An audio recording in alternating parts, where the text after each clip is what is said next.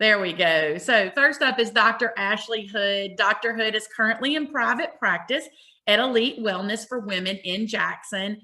He received his Doctor of Osteopathic Medicine degree from Kansas City University.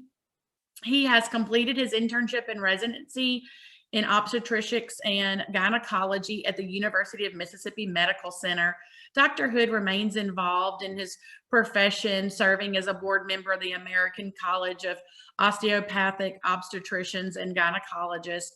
He has a very, I want you to go and read his bio that's on our website, because this man is involved in so much and he is so knowledgeable. We are just so excited to have him.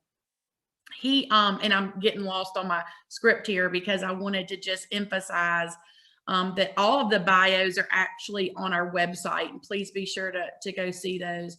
He's a board member of the American College of Osteopathic Obstetricians and Gynecologists, the American Osteopathic Association Bureau of Osteopathic Education, and as the president of the Mississippi Osteopathic Medical Association. This is a tongue twister, Dr. Hood. Emily really, he's saying enough already, enough. She's actually written more about you. Okay, let me just say this. Listen, this man, he knows all, look, we know he's got the credentials, but he is also a dad of 4. So let's welcome, enough about Dr. Hood. Let's hear what he has to say. Thank you so much for being here tonight.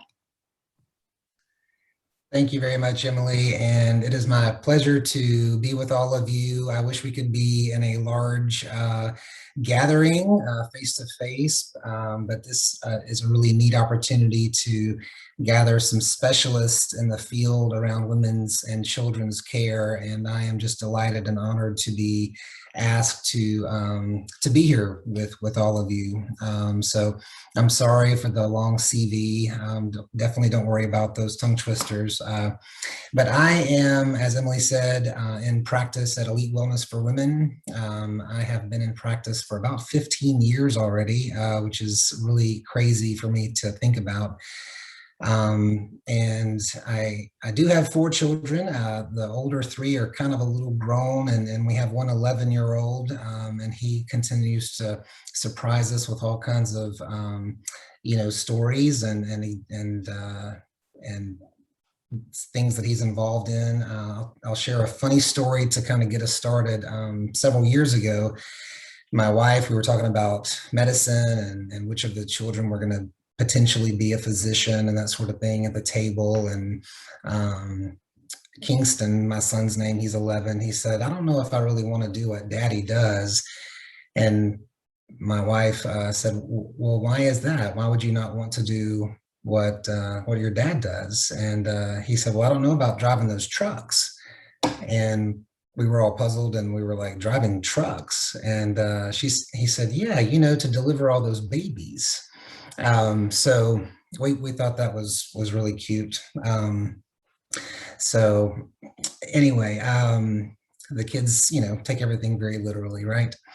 So anyway, I just wanted to, I guess, start by, talking about preconception counseling, because that's so very important when you're thinking about trying to have a baby, and obviously you want to have a healthy pregnancy, you want to have a healthy child, and you yourself want to make it through the process in a healthy manner. That's our job as obstetricians, is to get the mom and the baby through this childbirth process in the safest way possible. Not too long ago, if you look at the infant and maternal mortality rate, it's really scary. Just even 50 to 70, 80 years ago, it's, documented that there was, I believe it was like 1 in 8 or 1 in 10 or something like that, that actually had serious complications or even faced maternal death in childbirth. So, we're lucky to have learned so much. And again, I'm blessed to be able to do what I love. I love delivering babies. I love taking care of moms and trying to get mom and baby through this process. A lot of the things that I encounter, especially here in the Southeast, because we have so much of it, is high blood pressure. When patients come in with a known history of high blood pressure, the first thing we do, of course, is look at their medications. There's a lot of medications we call ACE inhibitors or angiotensin receptor blockers that we try to get patients off of immediately if they already know they're pregnant, or even better yet, if they're going to try to conceive soon, we go ahead and change their blood pressure medications. Diuretics are okay. Some patients are on Lasix or hydrochlorothiazide, and there's several others. Those are okay up until you get pregnant. Those really don't have a lot of birth defects associated with them. But because you don't want to limit or deplete maternal blood volume, which is supposed to double in pregnancy, we get patients off of diuretics. We don't want to have them on diuretics. So your calcium channel blockers and your beta blockers are really good. And you may know some of those names like Norvasc or, Toprol or labetalol. Those are medications that we would probably convert patients over to. The first line medication for blood pressure is actually methyl-dopa, but you have to take it so much, and there's such a big dosage, and you have to take it 3 or 4 times a day that we don't really go to that one anymore. So also, a lot of patients come to us, they don't know that they have a history of high blood pressure, but if they have good prenatal care and we see several elevated blood pressures before 20 weeks, then that by definition is chronic hypertension. So we'll go ahead and start blood pressure medication. Another important thing to think about if you have high blood pressure is you want your physician to do some baseline labs and also see how much protein you're spilling, like in a 24-hour urine, or there's something we do called a protein to creatinine ratio. So basically just, without getting too much into the weeds there, just making sure you have some baseline labs so that if you get sick later in pregnancy, you have something to look back on and say, you definitely have worsening disease, which hopefully, we don't, but at least we'll have something to look back on. Another thing that we see a lot of in pregnancy is diabetes, especially again here in the South. And this is so important to get diabetes under control before you conceive. I just literally saw a patient today, her hemoglobin A1C, which is a measure of how high your sugars have been over the past 3 months. You want that number really to be below 7, 6.5 is great. But from a pregnancy standpoint, there's some studies that show that if it's higher than 8.5, there's about a 25% chance of a birth defect or a miscarriage. And 1 in 4, that's a really high number when you're talking about something serious like birth defects or miscarriages. So we definitely try to get patients to get their A1C down. And then when they get pregnant, we pretty much just use insulin. If we have a patient that's really has had diabetes a long time and they're on an insulin pump, sometimes their endocrinologist will actually help us manage their sugars. If it's kind of a new diagnosis in pregnancy, which is what's called gestational diabetes, then we see if diet will work first. And I'm sure you'll hear a lot about that on this conversation or on this webinar too. And if that doesn't work, then we'll usually start insulin. So that's kind of what our thoughts are with diabetes. Just to mention a few others that we kind of run into a lot: asthma. A lot of patients have asthma. We kind of have a rule of thirds where a third of patients usually get better in pregnancy with asthma. About a third stay the same, and about a third get worse. And most of your asthma medications are fine in pregnancy. You just, again, want to kind of recognize the baseline medications and look for the exacerbations and try to prevent those with whatever triggers might cause asthma attacks. But most of the asthma medications are safe in pregnancy. Thyroid disease is something we also see commonly. This is not something that's usually a new diagnosis in pregnancy, but the main goal in pregnancy is you want to have patients really kind of at the upper end of normal with their thyroid, because the baby doesn't start making thyroid hormones until about 12 weeks. And there's been a lot of studies linking hypothyroidism or low thyroid levels in babies to neurologic or cognitive delays later in life. So we want to have that mom really kind of running at the high end of normal, giving plenty of thyroid hormones to the baby. Another one is seizure disorders. We see that a lot in pregnancy too. I would say a lot. I would say it's not common, but we do see it sometimes.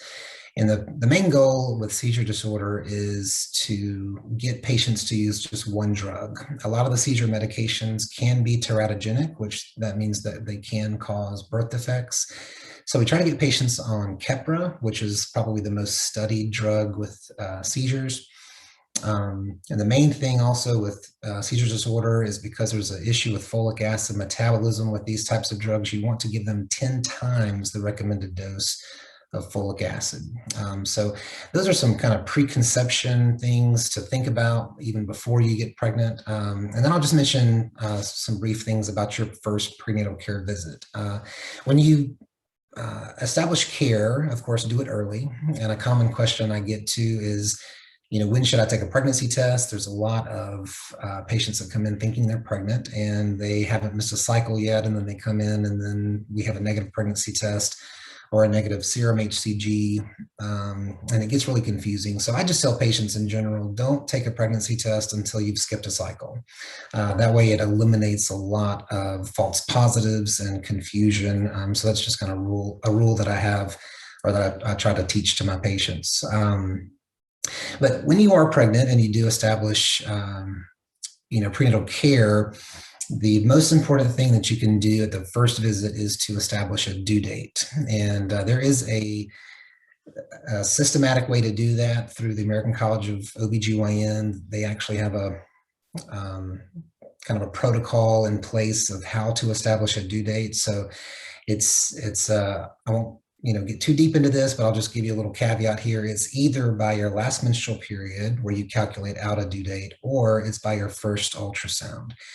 Those are the only two possibilities. A lot of patients get confused because they'll transfer care and I'll say, what's your due date? And they give me like 3 answers, and that gets really confusing. So it's always by the first or calculated from the first day of your last menstrual period, or it's by the measurements of the first ultrasound. So after you establish a due date, I tell patients it never, ever, ever, ever, ever, ever, ever, ever changes. You just write that in stone, because if you continue to change the due date, how would you know if your baby's actually getting too small or too big? So you got to be really careful not to change that reference point on that map. Medications that are safe in pregnancy, I could probably talk for 2 hours on this, but in pregnancy and lactation, I'm sure Dr. Glick will talk to us about that. But there's whole books that you can look at on our website. There's actually a place where we list common symptoms, whether it's nausea, constipation, diarrhea, hemorrhoids, vomiting, whatever, fever. We have a list of medications that are safe in pregnancy. So make sure that you talk with your OBGYN about that. And of course, a prenatal vitamin every day. This should be started well before you conceive. It's supposed to be about 4.4 milligrams or 400 micrograms every day. And it takes a long time for that to build up in your bloodstream. So you want to make sure you start that weeks in advance before you get pregnant. And then when you have blood work and urine cultures and all that, we're basically looking for all infectious type stuff, whether it's syphilis, HIV, gonorrhea, chlamydia, urine cultures. You'll be tested for sickle cell trait, cystic fibrosis if you have that in your family, or just even if you want to be tested to see if you're a carrier. And then the visits, of course, during pregnancy are every 4 weeks until your third trimester. Then it's every 2 weeks, and then it's every week after about 35 weeks. Get a lot of questions about how many ultrasounds you should have when you're expecting, and really I've already talked about the most important one, which is really the one to confirm or establish your due date.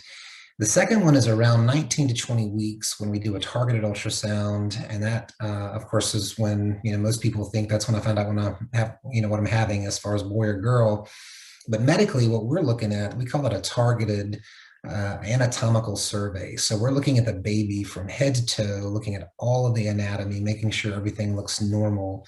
And that's, medically the reason for that ultrasound. And most OBGYNs will throw in an ultrasound in the third trimester. It's really important to understand that the American College of OBGYN really says this is unnecessary. All we have to do is really follow fundal heights. But we always want to make sure baby's growing appropriately. So we do another ultrasound measurement kind of in the third trimester, sometime between 28 and 30 weeks. And I should point out here that the further along you get in pregnancy, the less accurate your ultrasounds are. So for example, if you did an ultrasound, like a 37, 38 week ultrasound, it has the ability or capacity to be about a pound off either way. So if you're getting 7.5 pounds on ultrasound measurements, that could be anywhere from 6.5 to 8.5. So that's how inaccurate they are. And that's very important to know that. At 35 weeks, we do a little group B strep swab, and then we usually talk about the mode of delivery, whether you want to be induced or not, what would lead to a C-section. There is something called a vaginal birth after C-section that some doctors will do. I actually am a proponent and advocate of VBACs in the right scenario. I think it's very important to make sure that your patient's a good candidate for that. So what that is a vaginal delivery after you've had a C-section. The best candidate for a VBAC would be someone who's already delivered vaginally, had to have a C-section maybe because the baby was breech, or maybe the baby's heartbeat went down, maybe they were having triplets or something, and then they had an opportunity to deliver their next baby vaginally. So that would be an ideal VBAC candidate. But like I said, there's a lot of doctors that don't allow VBACs, so you definitely want to search that out if that's something that you wish to do. And then the last thing, and then I'll turn it over to our other colleagues, is I get a lot of questions about vaccines in pregnancy. The flu shot I think we start that September through March, and so we're not in flu season now, thank goodness, but flu vaccines highly pushed during pregnancy. A lot of studies show that there's a lot of benefits to getting the flu vaccine. You can develop antibodies, pass those along to your baby, and your baby will actually have some protection against the flu. The Tdap shot is a tetanus, diphtheria, and pertussis shot. It is given to patients to, again, pass along antibodies specifically to prevent babies from getting pertussis, because babies can't get their shots of pertussis until later on. And I'm sure Dr. Philippi can tell us about that. But to protect the babies from whooping cough, the best practice is to give the mom a Tdap while she's expecting. And I get a lot of questions, obviously, about the COVID vaccine. Initially, the American College of OBGYN said to kind of hold off on it, because obviously we didn't really have a lot of studies. This is a new, virus caused a pandemic. So I know you all have heard of it by now, but there wasn't a lot of studies in pregnant patients initially. The World Health Association actually said to not give it at all. And then in patients where they went ahead and got the vaccine, basically, and they did fine, the American College of OBGYN basically said, let's not withhold it. So that's their stance as of now, is if you have an opportunity to get it, even while you're expecting. It is, of course, a dead vaccine. It can't make you sick. It can't give you COVID, and it could even help protect your baby. So we're not supposed to withhold it. If you have an opportunity to get it, I would strongly suggest that you do that. So those are the thoughts that I wrote down. I hope I didn't go too long, and I am available for questions at the end. And again, thank you for being here. Thank you for putting this together, and it's my pleasure to be here.